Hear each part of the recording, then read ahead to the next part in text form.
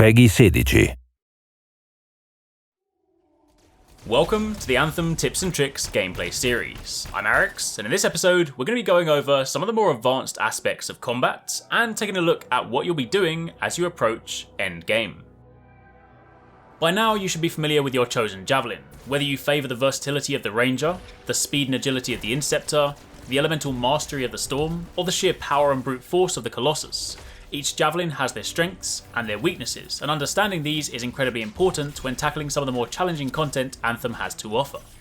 While you are ultimately free to play however you like, and there is no wrong way to use your javelin, learning how your moves can complement one another can for sure give you the edge in battle. You may have noticed, whilst playing Anthem, that some combinations of moves, whether that be solo or in a team, result in combos. When used effectively, combos can dish out devastating damage, and are great ways to quickly and reliably take down some of the more challenging enemies that stand in your way. In order to pull off combos, you need to choose your moves wisely. When selecting your abilities, you may have noticed these icons here. This first icon is known as a primer, and the second icon is a detonator. Typically, primers are elemental moves that inflict some sort of status on the enemy, be that fire, ice, electric, or acid. Keep in mind that lower tier enemies are often primed very easily, meanwhile stronger, shielded enemies have higher resistances and thus require more elemental damage before the effect takes hold. Once an enemy is primed and the elemental debuff is applied, they are then ready to combo. Using a detonator ability on a primed enemy will then trigger a combo, and the resulting effect will vary depending on the javelin that you use. If you're playing as a ranger, then upon triggering a combo, you'll dish out large amounts of bonus damage to that single target on top of your ability. For the Colossus, you too will land a large amount of bonus damage, but unlike the Ranger, this time it's spread to the enemies in close proximity, allowing you to spread damage amidst a group. For the Storm, when triggering the combo, you will then spread that elemental debuff to nearby enemies, in turn applying that status to those in close proximity. And then finally, for the Interceptor, upon triggering the combo, you will inherit an aura based on the status applied to the enemy. You'll hear a sound when this happens, and the UI will indicate that you have an aura active on the side of the screen. All whilst this is active, simply standing in close proximity to other enemies will gradually apply this status, so the idea is that you trigger the combo, and you then get up close and personal with the enemy, dealing melee damage while simultaneously applying elemental stacks. Additionally, keep in mind that on top of some of your abilities, for the Interceptor, your double-bladed daggers also act as detonators, so you can melee enemies to trigger combos. It's important to note that when a combo is triggered, the enemies will need to be primed again before they can be comboed again, so only the first player to land the detonator will trigger the combo. Learning to use these, both when playing solo and in a team, will allow you to more effectively tackle the challenges that await you.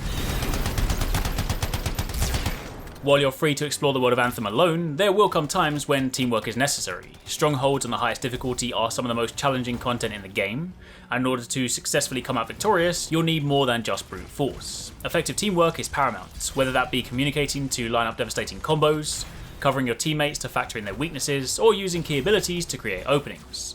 All of this is key to your success. The Colossus' taunt ability is a great example. Using this to draw aggro, forcing nearby enemies to focus on you, in turn allowing your team to flank and focus on attacking the weak points. If an Interceptor is diving headlong into battle, hoping to exploit an opening with their double-bladed daggers, then a Storm could preemptively prime a group of enemies with an AoE ability, allowing for a powerful combo.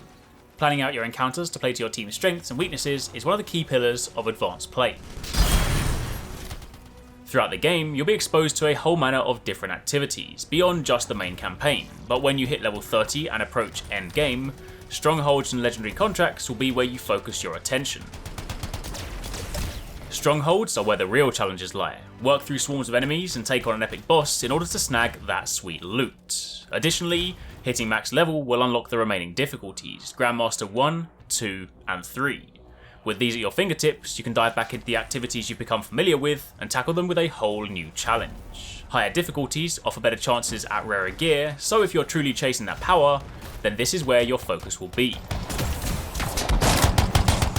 When you reach Anthem's endgame, you'll begin searching for those perfect gear pieces, and working hard to build loadouts that not only boost your power level, but also selecting gear pieces with bonuses that complement one another. Loot in Anthem comes in 6 rarities: common, uncommon, rare, epic, masterwork, and legendary, with each tier offering greater power and potential. Rarer gear comes with inscriptions. These are randomly rolled and offer stat boosts and bonuses that can further enhance your build. The rarer the gear, the more inscriptions a piece will have, up to a maximum of 4. Masterworks and legendary items also benefit from the chance of added ability bonuses that show up as orange text in the description. Searching for that perfect piece that synergizes with the build you've spent time perfecting is ultimately what will send you back out into the world in search of more loot. Of course, there's no such thing as one build to rule them all. After all, Anthem is a game of choice, so when you've settled on one build, it's time to think of another way to play. Remember, you can save your gear loadouts at the forge, meaning you can swap to your favourite loadout at a moment's notice, but more importantly, you can also use this to build loadouts for select situations. Is your team in search of some support, someone who can control enemies and create combo openings? Save that. Maybe you're diving into an activity and know that the enemies are especially weak to fire, then load up that fire build. Or maybe your team need a tank, then pull out a defensive build. Save your loadouts and experiment with your abilities to find new and exciting ways to play. Then finally, let's say you found a weapon or a gear piece that you really like, but the inscriptions aren't quite what you're hoping for. What do? Go back out into the world and hope that the item drops for you? I mean, sure, you could do that, or you could then turn to crafting. As you explore the world, you'll see nodes that can be harvested. These yield crafting materials. If you obtain weapons or gear pieces that you don't want, these can be dismantled into crafting materials, and even when you open chests or loot other items in the world, those too can yield more materials. All these items will be incredibly important in Anthem's endgame.